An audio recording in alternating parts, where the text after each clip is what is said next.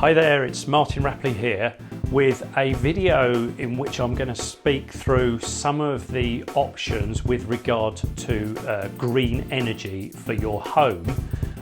Now my background is primarily managing refurbishments and conversions for property investors, but well aware that this kind of content is relevant outside of property investing as well.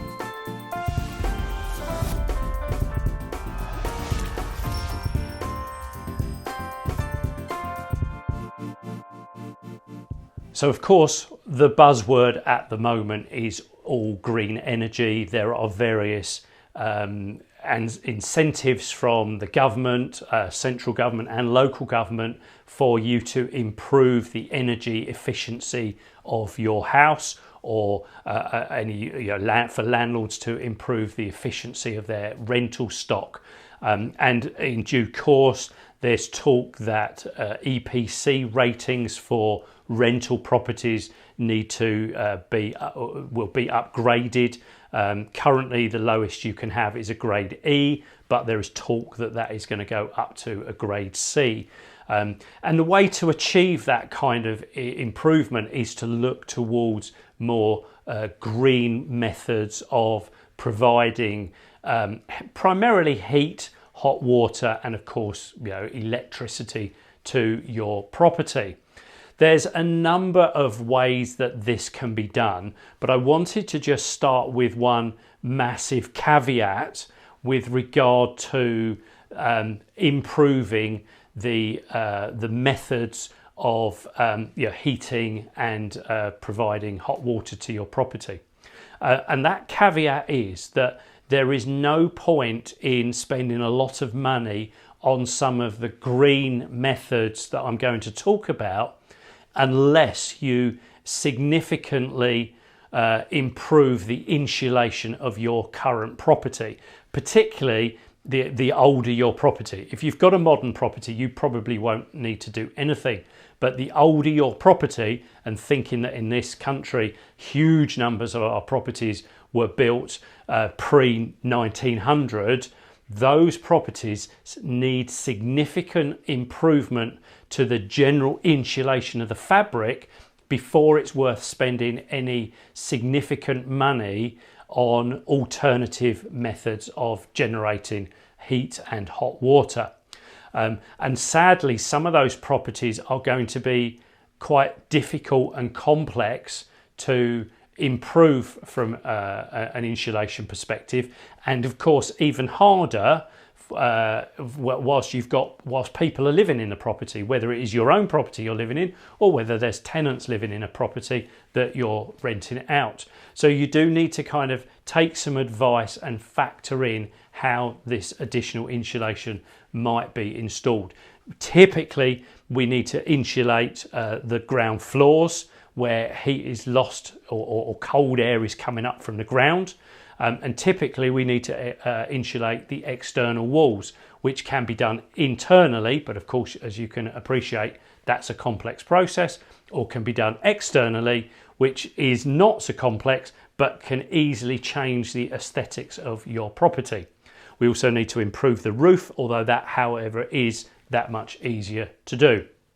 So if we move on and talk about some of the ways that you can improve your energy generation, shall we say. Typically at the moment, most houses in the UK, well, just about every house has got electricity coming into it. A lot of houses have got gas, and most houses are heated or get heating and hot water from gas or electricity. A smaller number get them from oil, and then there's a smaller number that get them from that are already into some of these green methods. And the question is, how do we change some of those old carbon burning products into something that's a lot more green? The most common thing that you'll hear talk about is air source heat pumps. They, if you want to imagine what they look very similar to an air conditioning unit. You've probably seen air conditioning units mounted on the sides of commercial buildings. One of those is very similar in size to an air source heat pump. And how an air source heat pump works is it's got some clever gubbins inside it, and I don't claim to be a scientist, but effectively it takes the heat from the air outside your house. Now you might say to me, what happens in the winter when the air is really, really cold? But actually these machines actually work at something like minus 15 degrees. So as long as it's warmer than minus 15 degrees, they will actually be able to generate heat for your building. So they're the most common ideas that you'll come across. Moving on to that, you'll also come across ground source heat pumps. So the first one was air source. These are now ground source. To do ground source heat pumps, we need to bore holes into the ground, and we actually put sensor bores down into the ground, because as you'll probably be well aware, the deeper we go into the ground, the warmer the ground is. So we drill down into the ground, the heat in the ground now generates warmth, and that can be circulated around your property. There's always a bit of gubbins and some technical stuff in the middle there, but that's effectively how it works. You may well have already considered what we call PV panels, photovoltaic cells. You might know them as solar panels. Photovoltaic cells are taking the light from the sun and generating heat from that. Solar panels are taking the heat from the sun to a certain extent and heating the panels that way.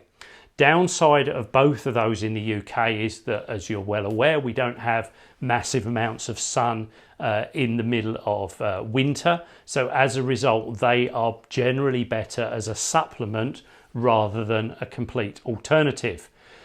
You'll know if you go to the continent that many properties there have actually got tanks on the roof, because there's enough sun to heat the water in that tank and it's warm enough to have showers from. That clearly isn't going to be the case in the UK. You might be thinking about wind turbines. You may be able to put some kind of turbine on your land. You may be able to, you might even be able to use, if you've got a water source, you might be able to get some kind of hydro, but that's a bit more specialist, less likely. If you want to use that yourself, you're going to need to subscribe to an energy supplier who is using those methods to generate electricity in the first place, that then comes into your property at the moment through the normal routes. So I would be thinking in the current current time, and this is being filmed in late 2021, that air source heat pumps are your biggest likely alternative option.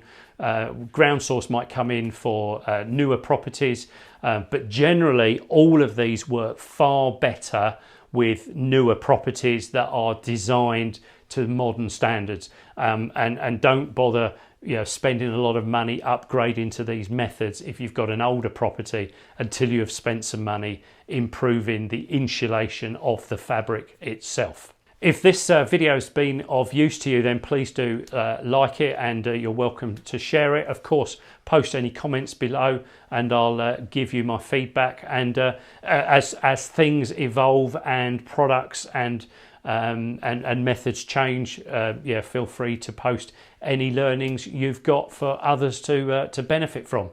My name's Martin Rapley. I look forward to catching up with you in another video.